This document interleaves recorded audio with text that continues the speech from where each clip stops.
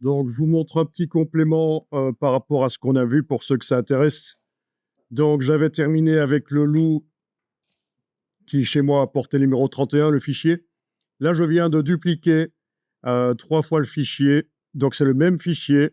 Il y en a un que j'ai appelé très épais, l'autre que j'ai appelé très fin et l'autre que j'ai appelé très mixte.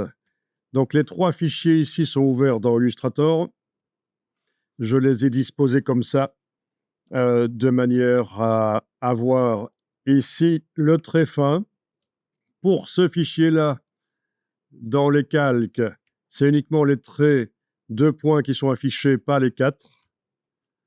Pas le trait d'épaisseur 4 points. Pour celui-ci, très épais, c'est l'inverse. C'est trait 4 points qui est affiché, les traits 2 points ne sont pas affichés. À chaque fois, tout ce qui est couleur est verrouillé.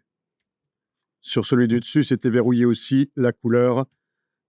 Et alors ici, j'ai trait mixte sur lequel, lui, j'ai enlevé les yeux en face des 2 calques de traits et j'ai créé un calque vide là au-dessus. Donc, ben, c'est tout simple. Vous avez certainement compris comment ça va se passer. Je vais pouvoir mélanger facilement. C'est une méthode que moi je propose pour mélanger facilement 2 versions. Donc, avec la flèche blanche plus, je vais pouvoir aller englober. Waouh, il faut bien englober les parties qui nous intéressent. Avec la touche Shift, je retourne ici. Voilà, par exemple, ça. Je vais transférer les yeux que je viens de sélectionner. Donc, CTRL-C, commande-C. Je viens ici et je fais édition, coller sur place. Voilà. Et je peux éventuellement là-dedans demander affichage, masquer le contour de sélection, comme ça je vois ce que ça donne. Pour que ça fonctionne bien, il faut que dans la palette des calques, on ait l'option ici, l'option qui s'appelle coller en conservant les calques d'origine. Il faut qu'il ne soit pas coché. Sinon, quand je colle, il va essayer de le mettre sur le calque d'où ça vient, sur un des 2 calques ici, et ça dépend. Dans ce cas-ci, ça aurait été sur ce calque-là, il va dire pas possible de coller, le calque est masqué. Donc, je l'empêche d'essayer de coller sur le calque d'où ça vient, qui porte le même nom dans le document ici.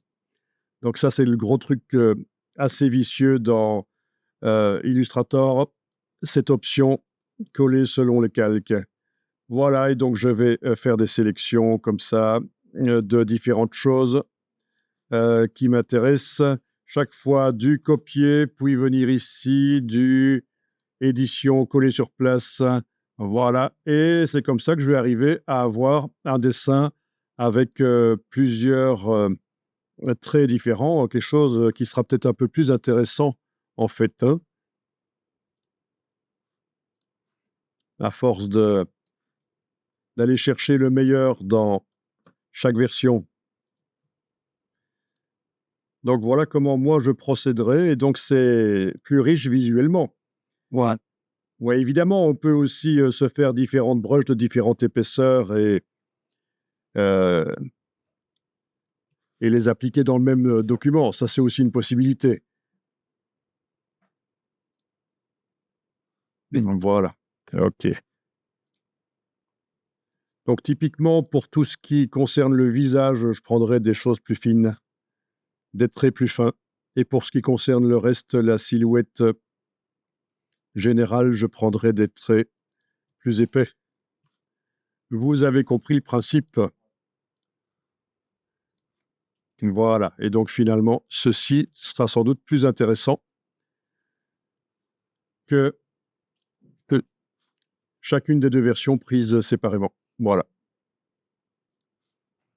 Oui, c'est vrai.